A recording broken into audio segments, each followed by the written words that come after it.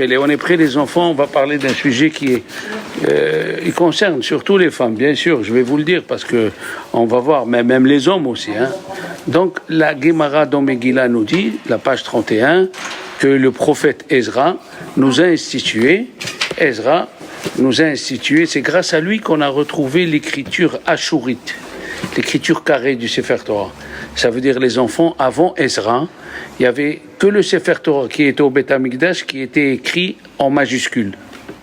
Et toutes les autres écritures que nous avions, c'est de l'écriture hébreu. Alors, en espagnol, puisqu'on a reçu comme ça le mot, ça s'appelait Media Letra. Le Maharam provincial qui habitait la Provence, il appelait ça Media Letra, la moitié d'une lettre. Après, ouais, puisque la lettre était coupée. Et pourquoi on a inventé cette écriture? Pour pas faire rentrer l'écriture sainte aux toilettes. Parce que les gens, s'ils écrivent avec l'écriture sacrée, on ne pouvait pas la faire entrer aux toilettes, c'est péché. Alors on a inventé une demi-écriture. Media Letra, en hébreu, s'appelait Ktav Meshitan. Et si vous voulez savoir exactement quel était l'hébreu ancien, vous allez voir, si vous allez une fois visiter Jérusalem, il y a le tunnel qu'il a creusé, le roi Hiskiaou, avant l'invasion du roi d'Achour, qui était Nabucodonosor. Il a amené l'eau de Megichon, il a fait un canal de 420 coudées de Megichon, oui, il a amené à Brechat Shiloah.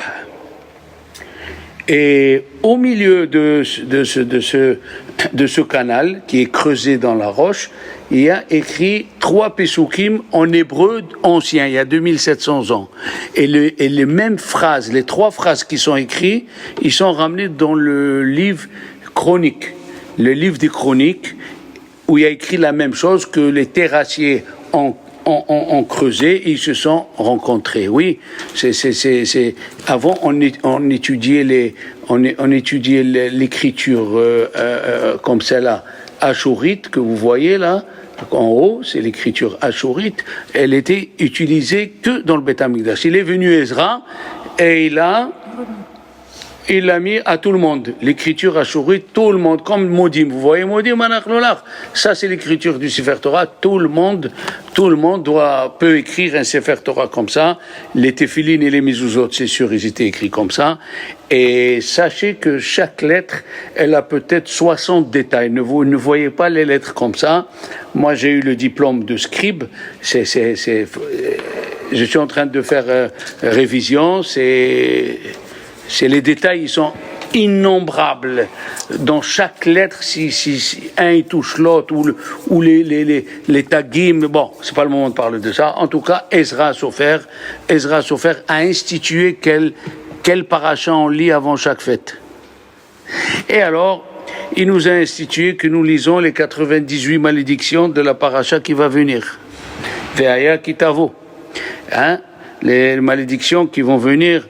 Et surtout la dernière où c'est écrit que tout ce qui t'arrivera, tahat, hein, je vais vous la raconter avec une petite histoire qui m'a raconté mon rave, au nom de son rave qui était dans les camps de concentration, Rabbi Gershon, il était dans les camps de concentration. Et il a vu un rabbin qui était en train de creuser une tranchée et il répétait le verset. Tahat asher lo avata et Hashem elokecha besimha ou betuv levav ou merov kol.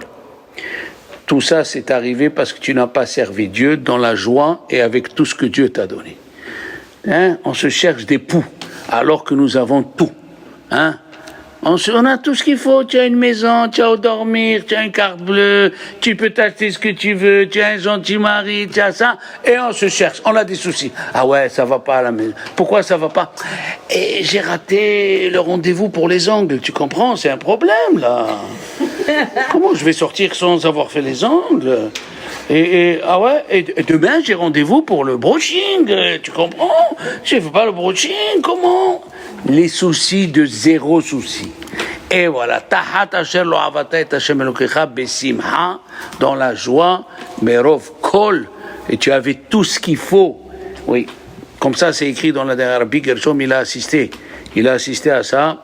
Alors lui, il a institué qu'avant Rosh Hashanah, pas le Shabbat d'avant, pour pas que ça soit trop près, le 2 Shabbats avant, on lit les malédictions pour que les malédictions de l'année se finissent. Tichle shana vekilelotea. Que les malédictions se finissent. Amen. Et qu'on ouvre une nouvelle page. Amen. Oui. Les Tunisiens, ils ont quelque chose de bien, c'est que les à Tunis, ils font une feuille où, de Rosh Hashanah où il y a tous les fruits et les légumes qu'on mange. Et comment ils appellent cette feuille? La feuille la feuille du miel. Bon, il y a qui... Les Tunisiens, oui, nous on n'a pas ça, parce qu'il y a qu'ils ont la feuille de miel et l'année, elle s'est trouvée feuille de fiel. Faut faire attention. C'est la personne qui doit devenir miel. Hein. Mon Rav, il me disait, ne trempe pas la pomme dans le miel, trempe ta langue dans le miel. Parle bien à ta femme, parle bien à tes enfants, c'est ça ce qu'il faut. Et oui, il étudie, il étudie tout ça, et quand sa femme est le pique, il oublie tout. Ouah, où il est le télim, où il est le chauffard, où il est... Non. Alors, il a fait de sorte que Tichle Shana vekilelotea, que la mauvaise année se finit, Tahel Shana ou Birchotea, et que commence la nouvelle année, bien sûr.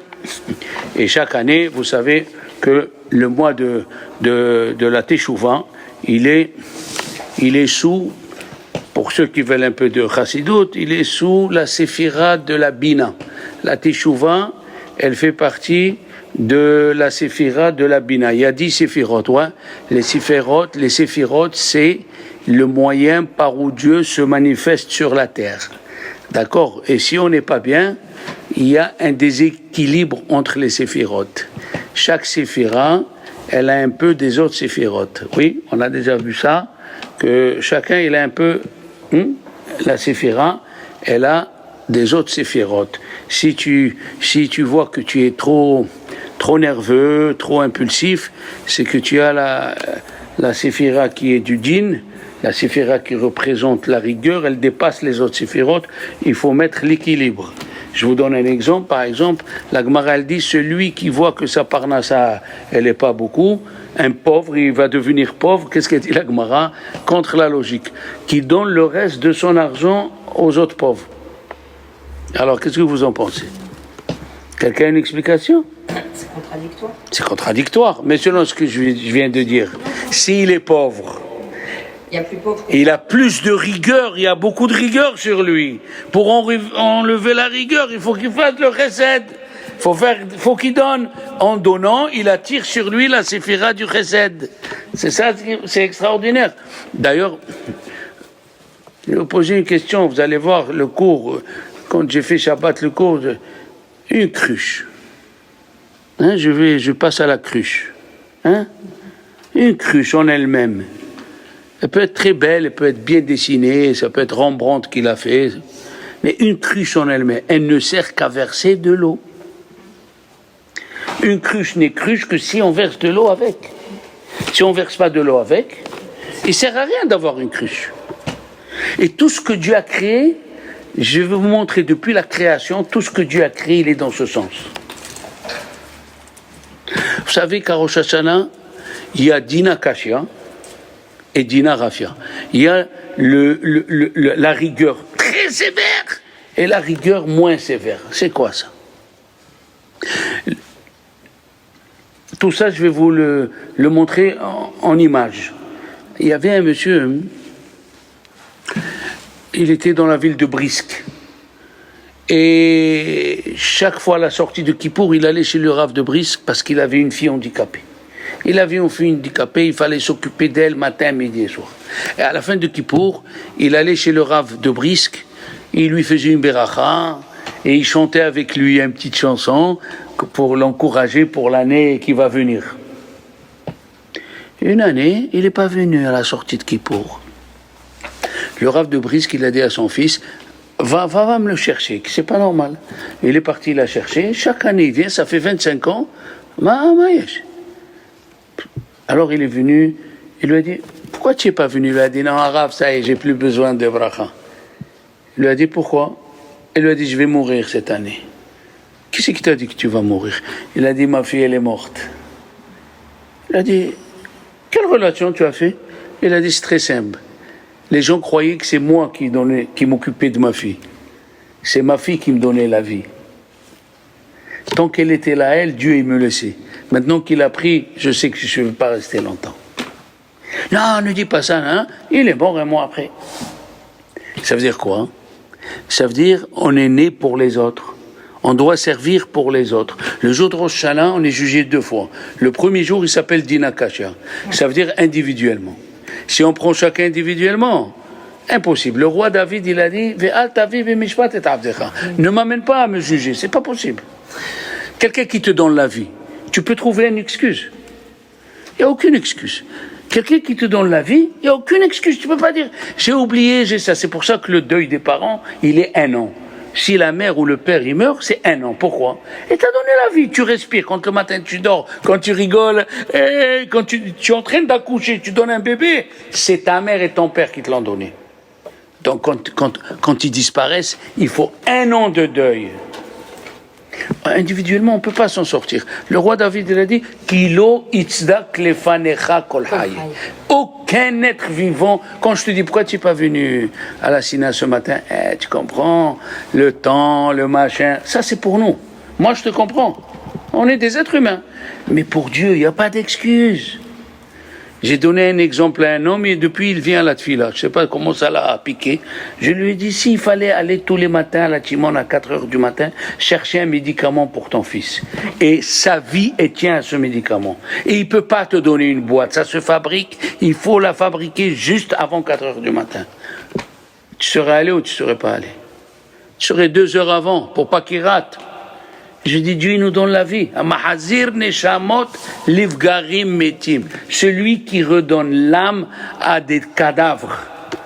Et ça, les Égyptiens, attention, entre parenthèses, ils nous l'ont volé parce que dans tous les fresques égyptiens, les hiéroglyphes, qu'est-ce qu'ils voient? Le pharaon, le soir, il passe dans un endroit noir et il y a des incantations dans les murs pour l'accompagner et le matin, il redevient soleil et tous les soirs, ça se répète. Mais ça, c'est de chez nous. Nous, tous les soirs, qu'est-ce qu'on dit? Notre âme, elle monte chez Dieu, elle raconte ce qu'elle a fait la journée, et en attendant, on a une âme impure, qui vient SOS, âme impure, et le matin, quand on se lève, elle revient l'âme pure, et même si tu te lèves au milieu de la nuit, elle revient l'âme pure, et elle sort par les extrémités du corps, c'est-à-dire les mains et les pieds. Les pieds, on fait pas netila parce qu'on touche la terre à chaque instant, mais les mains, on doit faire alternativement 6 fois. Et tant que tu fais pas alternativement les 6 fois, tu te sens mal, tu es nerveuse, tu es pas bien, et toi, tu sais pas d'où ça vient.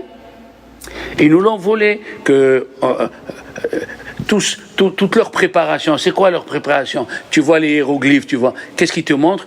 Toute la vie d'un pharaon, c'est pour préparer la mort. Mais c'est de chez nous, ça. Nous, le jour où on est né, c'est écrit dans Pirkei Avot, Hayilodim lamut. Ceux qui sont nés, ils sont nés pour mourir. Ve'ametim, et ceux qui sont morts, les ahayot, ils sont destinés pour revenir. Voilà, normalement, quand quelqu'un meurt, on doit lui dire Mazal Tov, parce que bientôt il va se réveiller. Mais quand quelqu'un il se met en vie, tout le but de la personne, les enfants, qu'est-ce qu'ils ont fait les Chachamim? J'ai posé une question. Est-ce qu'il y avait le minyan dans le premier temple? Oui. C'est sûr. C'est Ezra qui l'a fait, non? Le minyan. Le minyan a commencé un siècle et demi à partir de Hillel et Shammai. Pourquoi Dieu a inventé, pourquoi Dieu leur a mis dans la tête de faire le minyan? Parce qu'à Rosh Hashanah, Michel, on est jugé 2 fois. On a dit la première fois seul. Seul, on peut pas. On peut pas. Qu'est-ce que tu vas dire à Dieu? Je pouvais pas. Tout ça, c'est des bêtises. Quand Dieu y voit, il dit le Chovot Alvavot, quand Dieu y voit que tu aimes tes enfants plus que lui, il rend malade tes enfants. Pourquoi? Pour que tu te mets à prier. Il te dit, et maintenant, qui c'est qui t'a donné cet enfant? Toi ou moi? Alors, pour lui, tu sacrifies tout, mais moi, je passe après. C'est ce qu'il a demandé Dieu à Abraham Avinu. Le plus grand des sacrifices, sacrifie-moi l'amour de ton fils pour moi. C'est ça la Akedah. C'est ça qu'il a demandé Rabbeinu Bechaye, qui est à Grenade, il est enterré à Grenade. Il a demandé à son Rav, Rabbi Shelomo Bar Harashba, Rabbi Shelomo Ben Abraham, en 1347, quelque chose comme ça, il lui a dit, Rav, dans la paracha c'est écrit l'enfant rebelle, Zolel veut sauver. il boit 1 litre de vin italien avec un demi-kilo de viande crue, et il mange. Et qu'est-ce qu'elle a dit la Torah? Il faut le tuer. Il faut le tuer. Pourquoi? Parce qu'il va grandir, il va aller voler, et il va aller... On va traiter la question connue qu'on dit à Kippour. Comment ça se fait que Dieu n'a pas tué Ishmaël, alors que les anges lui ont dit, mais il va tuer tes enfants? Il a dit, moi je juge comment il est maintenant. Oui. Comment il est maintenant? Maintenant, il n'est pas condamnable. Je ne vois pas. Et le Ben Sorer au Moré, il mange cachère, et tu dis, il va voler, tu le tues maintenant. Ça, c'est une question qu'on va traiter. Mais pour le moment, la Gemara, elle a dit qu'il faut qu'ils le prennent, le père et la mère, et l'amener au Beddin, et il faut que le père et la mère, ils ont la même voix, ce qui est impossible. D'où ce qu'elle dit la Gemara. La Gemara, elle dit, le Ben Sorer au Moré, il n'existe pas. Alors il a demandé, Rabbeinu Bechaye, s'il n'existait pas, pourquoi la Torah nous l'a écrit? Et la Gemara, elle répond, Drosh vekabel sachar. Lis la paracha, traduis-la, explique-la, tu auras une récompense. Il a dit, Rabbeinu Bechaye à son Rav, si on n'en tire rien dans la vie pratique, à quoi ça sert de l'avoir écrit? Et il a répondu, c'est pour que tu sois prêt à sacrifier, même si c'est ton fils, l'amour de Dieu sur l'amour de ton fils. Eh bien oui. Le but de la création, c'est que tu montres à Dieu que tu l'aimes plus que tout. Tous ceux qui ont aimé beaucoup leurs enfants, ouvrez les oreilles, je vais vous dire une phrase. Tous ceux qui se sont trop attachés aux enfants, le bon Dieu les a séparés. Ils se sont exilés. Les enfants, ils sont dans un autre pays, dans un autre endroit. Tout celui qui n'a pas fait attention à ses enfants, il a fait attention plutôt à la Avodat Hashem, il a ses enfants à côté, qui veut ou qui veut pas. C'est comme ça la loi de la Torah. Dieu, il t'a donné tes enfants, ne donne pas tout à lui. Qu'est-ce qu'il a fait? Qu'est-ce qu'il a dit, Chafetz Chaim? Chafetz Chaim? Il n'a pas eu d'enfants. Non, il a eu des enfants. Il a raconté une histoire qu'il y avait une maman. Elle avait un enfant. Et elle a marié les premiers. Et le dernier, ça n'a pas marché. Il est niftar. Quand elle l'a enterré, qu'est-ce qu'elle a dit? Elle a dit à Dieu, maintenant mon cœur, il peut être tout entier à toi, Dieu. C'est une qualité. On est bas, oui, je comprends. On est très bas, on pense à l'occidental. Les enfants, c'est avant tout et tout ça. Ouais, non, la Torah, elle vient nous dire, il faut être prêt à sacrifier l'amour de tes enfants pour Dieu. Bien sûr que Dieu, il n'a pas dit d'aller tuer un enfant, ça c'est sûr. Bien sûr que Dieu, il n'a pas dit d'aller maltraiter un enfant, ça c'est sûr. Mais comprenez le message. Comprenez que des fois, Dieu, il veut que tu saches d'où ça vient le bonheur que tu as. Quand tu prends ta fille ou ton fils dans les bras, oui, ma chérie, pense comme il a fait à Yaakov. Quand il n'a pas vu Yosef pendant 22 ans, quand il a pris dans les bras, qu'est-ce qu'il a fait à Yaakov, Carole? Il a fait le schéma. Schéma Israël. Cet amour qu'il avait pour Yosef, il a donné à Dieu. Et alors, qu'est-ce qu'il fait? Dieu, de l'autre côté, il te donne à profiter le plus de tes enfants. Dieu, il te donne à profiter le plus. Mais qu'est-ce qu'on voit? Alors, attendez, maintenant, regardez comment on peut voir le Ben Sorer au Moré. Qu'est-ce qu'on a dit? On est jugé 2 fois, n'est-ce pas? Une fois individuellement. Une fois Clalit. Et une fois, qu'est-ce que tu amènes autour de toi? Ah ouais, mais autour de toi, ça veut dire quoi? Ça veut dire ton mari et tes enfants? Non, c'est pas ça encore. Ça, c'est toi encore. Ce que tu fais à ton mari et à tes enfants, c'est encore toi. Ce que tu fais au dehors. Et les Chachamim, on reprend ce que j'ai dit, ils ont vu que les Juifs n'avaient pas beaucoup de mérite, ils ont inventé le minyan. C'est quoi le minyan? Pour faire Kaddish. Pour faire le Kaddish, on doit être 10. J'ai besoin un de l'autre. On a besoin un de l'autre. Tant que tu sers les autres, sache, et plus tu as des gens qui dépendent de toi, intérieur et extérieurement, et plus il y a des gens qui dépendent de toi, et plus c'est très difficile, même aux anges accusateurs, de dire à Dieu de te prendre. Ils ne peuvent pas. Quel est le roi qui a régné le plus dans le peuple juif? Je sais que vous ne le savez pas, mais ce n'est pas un défaut de ne pas savoir. Le défaut, c'est de ne pas essayer de savoir. Le roi qui a été le plus long on a parlé de lui, 53 ans de règne, c'est Ménaché. Et comment était ce roi, ce Ménaché, ce coco? Avodazara, il a mis les idoles partout.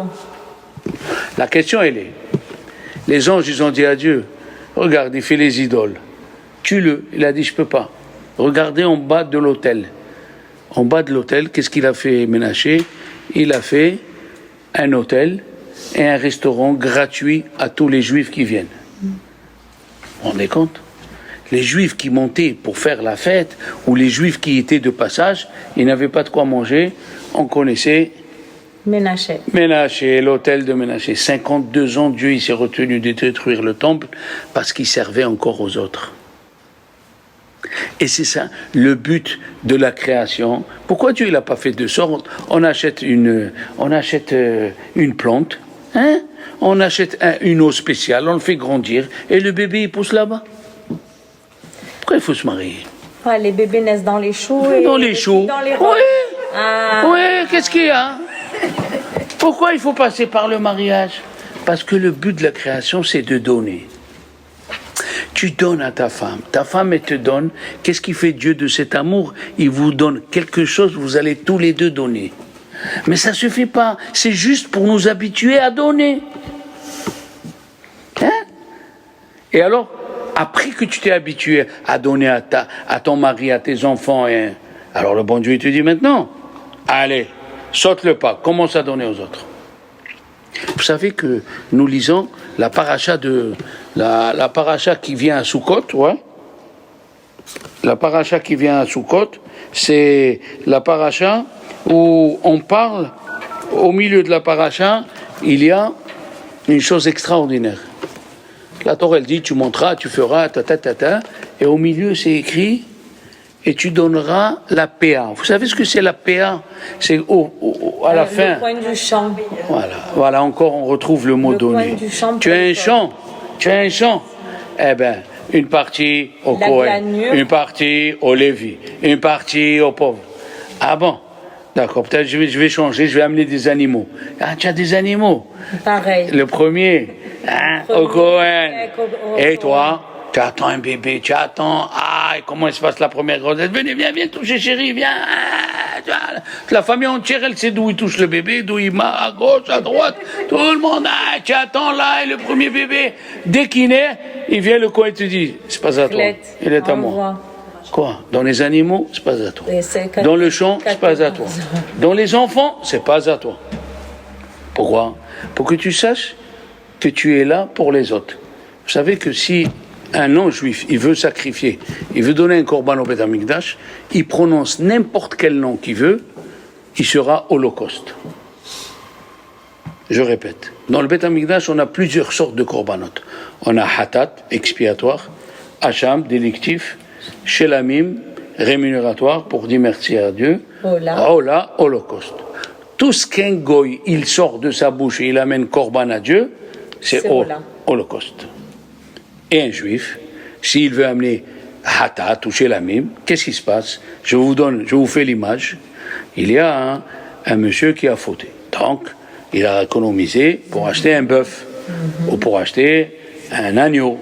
Et alors, imagine-toi, il est à Tzfat. Il descend de Tzfat jusqu'à Jérusalem. À l'époque, il n'y avait pas l'autobus en 2h30, non? Et il arrive après 10 jours. Il arrive avec l'agneau ou avec le bœuf. Il rentre au Beth Amikdash. Le premier Kohen qu'il rencontre, Kohen Shalom, ça va? Tu vas bien? Qu'est-ce qu'il y a, mon chéri? Qu'est-ce que c'est ça? Ben, j'ai fauté, voilà, j'ai amené un bœuf. Qu'est-ce qu'il fait, Kohen Shalom? Il prend le portable, il appelle Esther, il y a des steaks à midi, rien que viens, allez, viens. Il appelle son fils, viens, on va te régaler, amène les herbes de Provence. Le type, il a fait 300 km. Il a payé 5 000 € le bœuf, qu'est-ce qu'il écoute? Il y a de quoi manger, Qu'est-ce qu'a dit la Torah? Une partie, on va le sacrifier sur l'autel. Une partie, les propriétaires vont manger. Et une partie, les Kohanim, ils vont se régaler. Parce que bien sûr, les Kohanim, ils Pourquoi? prenaient la meilleure part de. Pourquoi? Parce que le but d'un homme, même s'il a fauté, il amène un korban, c'est de donner aux autres. Si tu as compris que tu es là pour donner, Rabbi Yitzhak, le fils de Rav Chaim Volozhin qui a créé la yeshiva, Rabbi Yitzhak, il a dit tous les matins, mon père, il me répétait, tu n'es pas né pour toi. Sache-le que tu es né pour les autres. Tu es né pour les autres. Une jeune fille, à quoi elle aspire? À se marier. Et pourquoi? C'est quoi le mariage? Donner. Donner. Si tu sais bien donner, tu sais affiner ce verbe comme il faut, donner. Donner. Alors le type, il vient avec son korban. Un juif, il admet. Un juif, il est content, même s'il donne à Dieu, qu'un autre profite en même temps. Un goy, il ne comprend pas. Un goy ne peut pas comprendre. J'amène quelque chose et les êtres humains, ils vont profiter. Ah non, moi j'ai amené à Dieu. On lui a dit, on a compris. Quoi on a compris? On a compris que tout ce que tu amènes, il est que Allah. Il peut pas être partagé.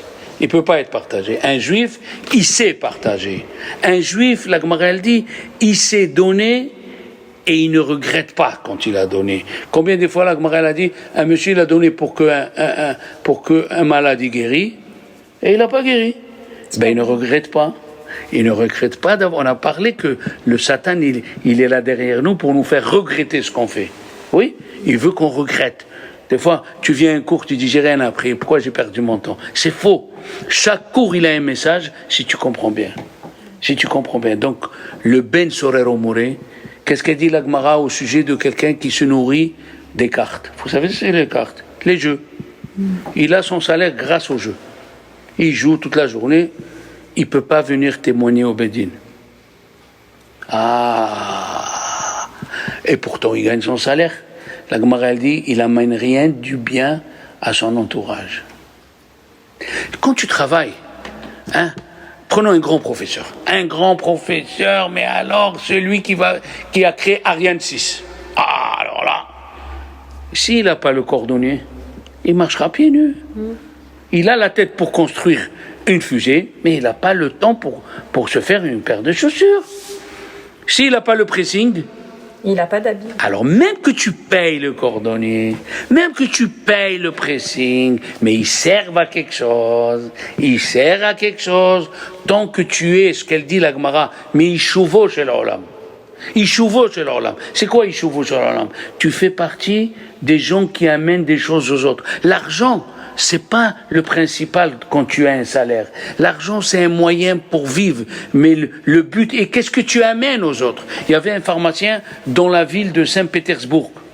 Et toutes les choses de la ville, toutes les choses de la ville, ils passaient par lui.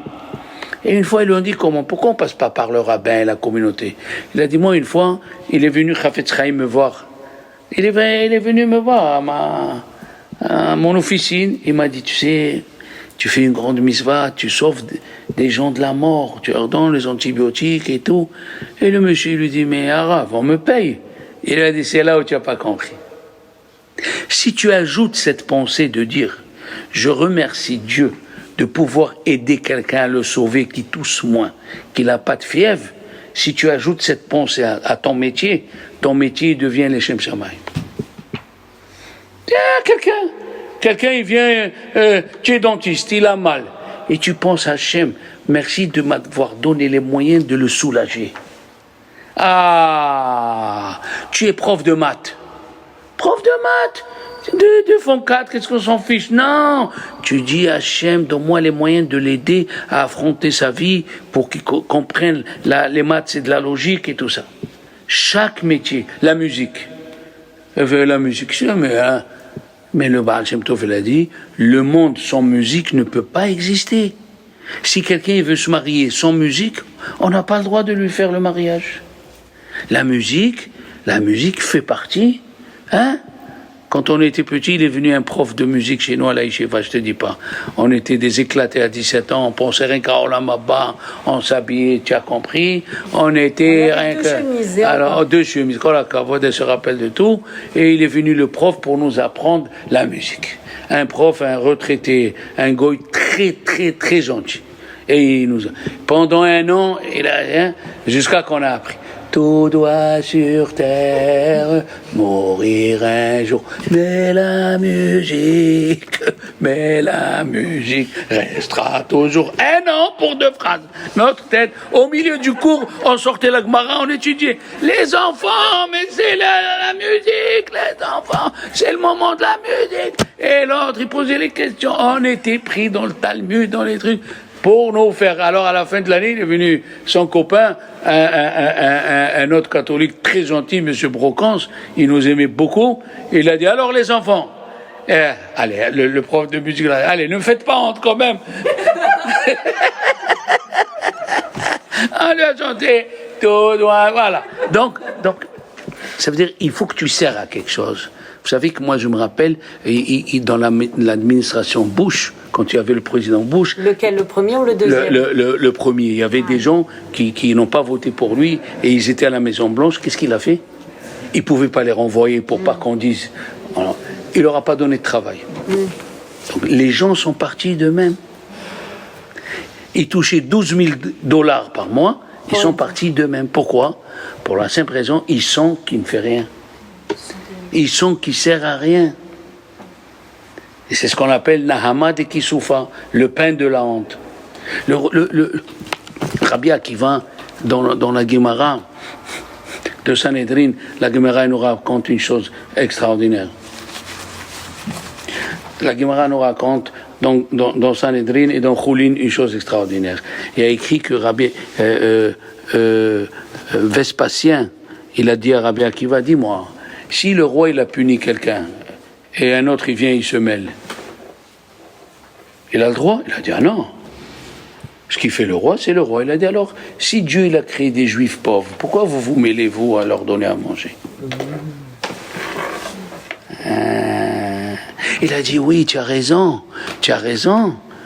si c'était des esclaves, mais si c'est le fils du roi qui est en prison, On lui donne pas à manger? et on lui donne à manger, malgré que le roi, il a dit, il ne faut pas leur donner à manger, il a dit, quand les juifs, ils font la volonté de Dieu, ils sont appelés les enfants, on est les enfants de Dieu. Quand les juifs ils font pas la volonté de Dieu, ils s'appellent esclaves. Voilà ce qu'a dit la Gemara. Maintenant, viens, on va réfléchir. Il y a encore des esclaves en Arabie Saoudite et au Maroc, ils ont des esclaves de père en fils. Le roi, il a des esclaves noirs de père en fils. C'est depuis les Alaouites là-bas, depuis 1200. Un esclave, il ne fait pas la volonté de son maître, mais on le tue. C'est quoi cette Gemara? La Gemara dit, si on fait la volonté de son père, on est appelé enfant, fils. Et si on n'est pas faire la volonté de son père, on s'appelle esclave. Un esclave peut faire ce qu'il veut. C'est quoi cette histoire? Vous savez où est la différence? La différence, elle est immense. Un enfant qui aime son père ou sa mère, quand il se lève, la première chose est, qu'est-ce que je peux faire pour mon père? Qu'est-ce que je peux faire pour ma mère? Ça, c'est un vrai enfant. Un vrai enfant, il se lève, qu'est-ce que je peux faire pour les autres? La maman, elle est, vendredi, elle est à la cuisine, elle est en train d'étouffer, et la fille ou le fils, il dort encore. Ça s'appelle esclave. Un enfant, c'est quand il sait ce qui se passe à côté, et il dit, c'est pas possible, je vais pas laisser ma mère comme ça ou mon père comme ça. Ça, c'est un enfant. Un esclave, quand il se lève, il dit, qu'est-ce que je peux faire pour moi? D'abord, moi. Oui. Eh bien, c'est ça, le Ben Sorer Omoré. Le Ben Sorer Omoré, qu'est-ce qu'il fait? Il pense à sa tête. Du vin italien, hein? Bon vin italien. Comment il s'appelle le vin blanc, là, pétillant? Le Moscato. Le Moscato. Oui, mais le Moscato, ça saoule pas comme le rouge à 14 degrés. Oh, son fils, l'essentiel, il pense à lui. Il pense le vin italiano, la viande, d'abord lui. Quelqu'un qui vient à la Sina. Comment on sait s'il aime Dieu ou non? Il voit, il y a des mouchoirs. Il va, il achète les mouchoirs. Pas, il n'y a pas de mouchoirs dans cette Sina. Arrête de penser à toi. 40 ans, il vient prier, il n'a pas amené une boîte de mouchoirs. Amène une boîte de mouchoirs. Amène une boîte de masques. Je sais pas, fais quelque chose. Dès que tu viens, tu penses à toi. Moi. Pense, qu'est-ce que je peux faire pour l'autre? Et là, une fois, il a dit Kennedy. Ouais, tu te rappelles ce qu'il a dit Kennedy? Ne t'attends pas à ce que l'Amérique, qu'est-ce qu'elle peut faire pour toi, mais plutôt qu'est-ce que tu peux faire toi pour l'Amérique. Il a dit cette phrase, c'est la phrase de la Torah. Rabbi Akiva, il a dit ça. Rabbi Akiva, il a dit, quelqu'un qui pense à sa tête s'appelle Eved, s'appelle esclave. Qu'est-ce que c'est un enfant? C'est quelqu'un qui... Un enfant, il rentre à la maison. Maintenant, tu gagnes de l'argent. Tu as une bourse. Oui?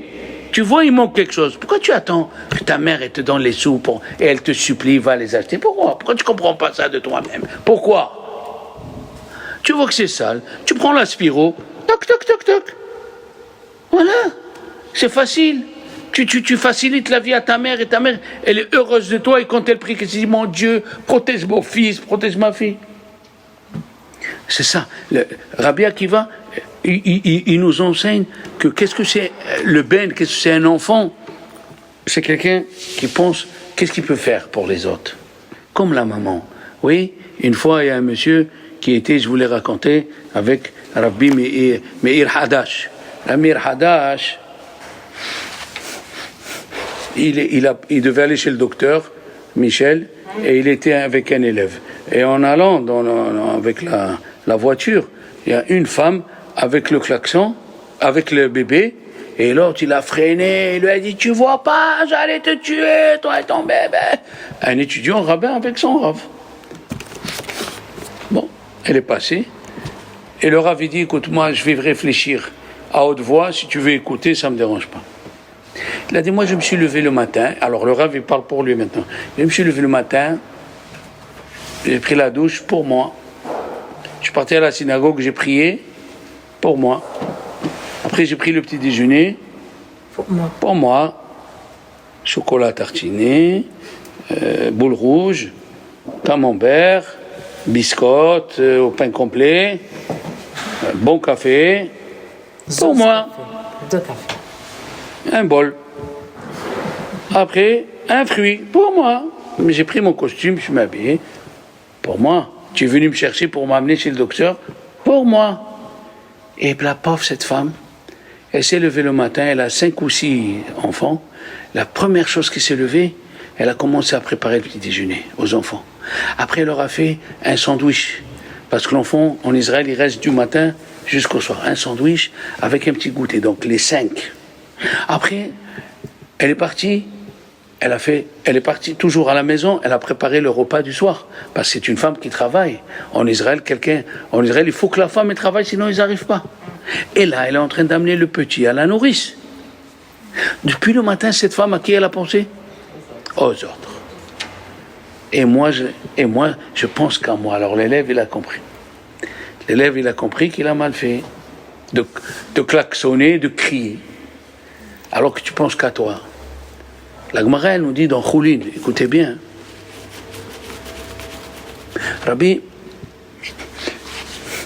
Pinhas Ben Yair il est parti pour faire une mitzvah de racheter des prisonniers. Vous savez, une des grandes mitzvahs de la Torah, c'est de sortir un juif qui a été kidnappé, de ramasser l'argent et de le sortir. Et il y avait un fleuve. Le fleuve, il s'appelle, la Gemara, elle a dit Guinae. Après, je vous dirai pourquoi on dit le nom du fleuve. Le fleuve, il lui a dit, ouvre-toi, parce que je dois aller faire une mitzvah. Il lui a dit, toi, tu fais une mitzvah, moi aussi, je fais une mitzvah. Dieu m'a créé depuis la création du monde, et ici, il m'a dit, cool. Pourquoi je vais arrêter? Il a dit, c'est cool ce que tu dis, mais moi, je coule. Et l'ange qui commande le fleuve, là, il lui dit, toi, peut-être tu vas réussir ta mitzvah, peut-être tu vas pas réussir. Mais moi, je sais que je coule. C'est cool ce que je dis, non? L'autre, il lui a dit, écoute, tu vas ouvrir, ou je vais faire une gézéra sur toi que jamais l'eau il passera ici. Il s'est ouvert. Après, il s'est refermé, il lui a dit, non, ouvre-toi. Il y a un goy qui m'accompagne, il va dire le goy que les juifs, quand on les accompagne, ils les abandonnent. Ouvre pour le goy. Et la Gemara dit, il lui a dit non, ça suffit pas, il y a encore un juif. Un juif qui prend le blé pour Pessah. Rappelez-vous qu'on a dit que la matzah shmoura, elle ouvre la mer. Ils sont passés les 3. Mais la question, elle est... Rabbi Pinchas Ben Yair n'a pas répondu à l'ange. Il lui a dit, moi je coule toujours. Moi je coule toujours. Mais toi, peut-être tu vas réussir, peut-être tu vas pas réussir. Où est la réponse à cette question? Les enfants. Mais on s'en fout de réussir ou pas la mitzvah. Les enfants. Il y a deux choses dans la religion juive. Il y a faire la volonté de Dieu et il y a faire les mitzvot de Dieu. Attention, c'est pas pareil. Faire les mitzvot de Dieu et faire la volonté de Dieu. Une fois, il y a un monsieur qui est passé au tribunal chez les Goïm à Paris. Et l'avocat, il dit au président, mais monsieur, mon client, il n'a rien transgressé. Il est passé entre les lois, c'est tout ce qu'il a fait, mais il a transgressé aucune. Il lui a dit, il a transgressé aucune loi. Mais il y a une qu'il a transgressée qui englobe toutes les autres lois. Il lui a dit, l'avocat, c'est quoi?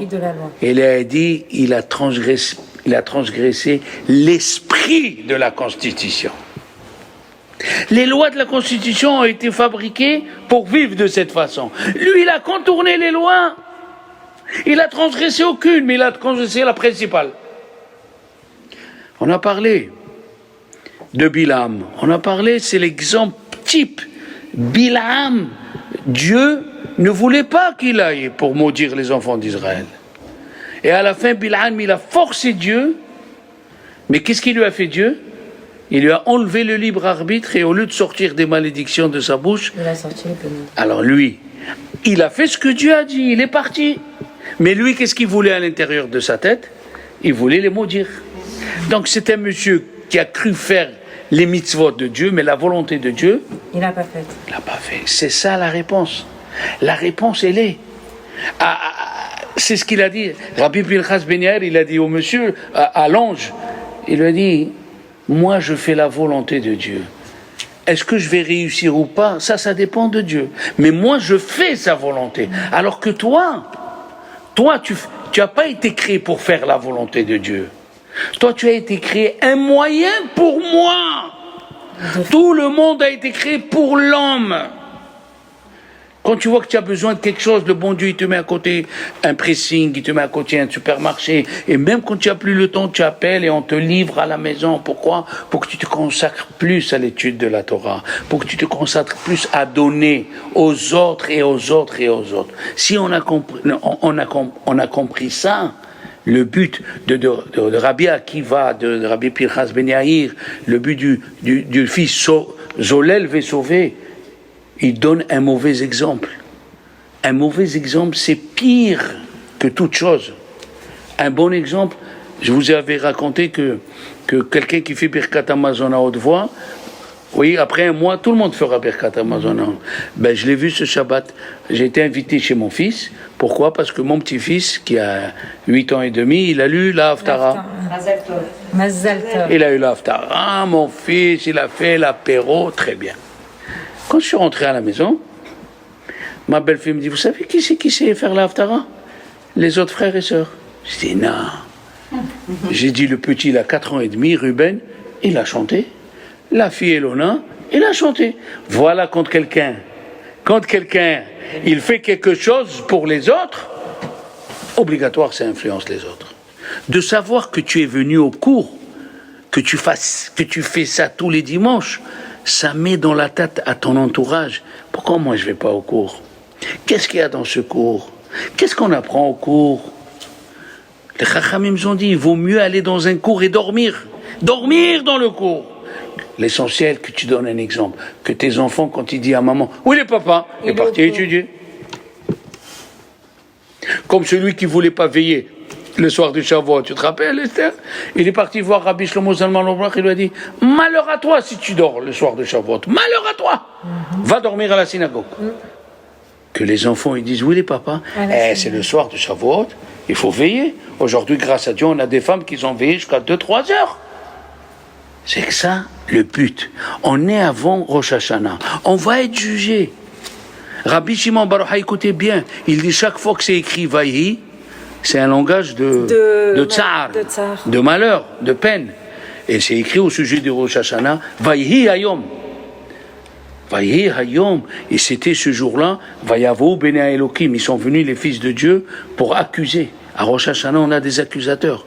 Et il dit Rabbi Shimon Bar Yochai, c'est un moment de souffrance. Ce que Dieu va décider. Dieu il va décider comment elle va être ton année. Elle peut être positive, Rosh Hashanah. Quand est-ce que Dieu il s'est rappelé? Quand est-ce que Dieu il s'est rappelé de Hannah pour lui donner un enfant? Rosh Hashanah. Quand est-ce que Dieu il s'est rappelé de Sarah? Rosh Hashanah. Quand est-ce que les Juifs ils sont arrêtés de faire l'esclavage en Égypte? Rosh Hashanah. Rosh Hashanah, vous savez que chez les Juifs ashkénazes, ceux qui n'ont pas d'enfants, ils lisent la Haftara le premier jour de Rosh Hashanah. Parce qu'on parle de la naissance de Shmuel. Oui? Alors imaginez-vous, dans une synagogue à Bnei Brak, il y avait 2 couples qui n'avaient pas d'enfants. Mais un, il avait les moyens. Et l'autre, il n'avait pas les moyens. Alors il a juste posé la question, monsieur le Rav, vous vendez ici la Haftara? Il dit, bien sûr, on vend. Alors ils ont commencé, $200, $300. Celui qui avait les moyens, on est venu lui dire, tu sais, il n'a pas d'enfant, laisse-le acheter, il n'a pas les moyens. Il lui a dit, moi aussi, j'ai pas d'enfant. Je veux acheter. Vous vendez ou pas? Il a dit, on vend. Il est monté l'autre à $450, il ne pouvait pas. Et lui, il a dit $1000. Qui, lui? Celui qui avait les moyens. Le riche.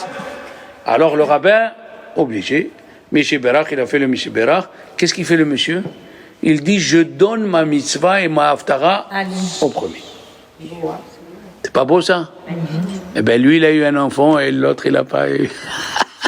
Le deuxième, c'est lui qui a eu. Le riche, il a eu, le pauvre, il n'a pas eu. Mais pourtant, il lui a donné la mitzvah. Oui. Mais c'est ça ce que je te dis, la beauté de la mitzvah. Il s'est surpassé. Il s'est surpassé. Il n'a même pas acheté pour lui, il a acheté pour l'autre. Et il a ajouté 1000 €. Voilà, qu'est-ce que c'est chez Dieu? Toi, tu crois que tu te lèves le matin dans ta chambre, il ne te voit pas. Tu crois que tu es dans la rue, tu parles, il ne te voit pas. Chaque action que tu fais, elle est calculée chez le bon Dieu. Surtout le mois d'Elul. Comment tu juges les gens, comment tu parles aux gens, ça va venir à Rosh Hashanah. Chaque mot gentil que tu dis, maman, merci beaucoup pour ce plat, vraiment, tu as pensé à moi.